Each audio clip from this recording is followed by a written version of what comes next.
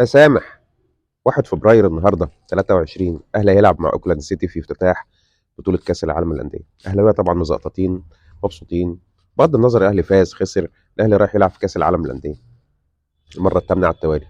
مفيش صحيفة في العالم بتجيب سيرة الاهلي الا اذا كان مشارك في بطولة كبيرة، محقق انجاز.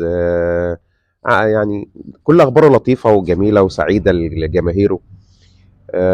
في الوقت اللي المنافس للاسف يعني كل اخباره دايما اما مشاكل، اما مصايب، اما فهلوه، اما قله ادب، اما تشويه، اما قناته اللي بقت قناه عامله زي قناه الدعاره وقناه الضحك. عايز يعني بصراحه مش عارف مين اللي بيدير هذه القناه واللي سايب الدنيا تبقى بتوصل بالشكل ده في نادي الزمالك. انا بيصعب عليا يعني اصحاب الزملكاويه اللي هم عارفين ان اللي في الزمالك ده هو فرق اداره، وان ولاد الزمالك نفسهم هو او هم اللي بيسيئوا ليه.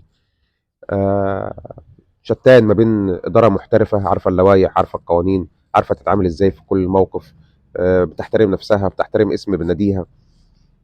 نادي الزمالك حاجة بالنسبة لي ورئيسه حاجة تانية، لأنه هو حول النادي أصلا لعزبة. بيديروا بطريقته، اللي ماهيش أي، لا ملاش أي علاقة بالإدارة أصلا. على كل حال يعني كان الله في عونهم يعني. أتمنى إن حال الرياضة في مصر كله ينصلح، وان احنا نخلص من قله الادب والتشويه اللي موجوده، اللي بتضيع فلوس البلد اصلا، يعني اللي الدوله بتصرفه على التربيه والتعليم وعلى التعليم العالي وعلى الاخلاق. انا بتخيل ان ساعه كل يوم كده في قناه الزمالك بتضيع مجهود الدوله كله يعني. ما علينا، خلينا نرجع لانبساط الاهلاويه. نتمنى النهارده الفوز للنادي الاهلي، وان شاء الله تبقى حاجه حلوه وحاجه سعيده، وكل سنه وانتم طيبين. يلا يا سامح، سلام.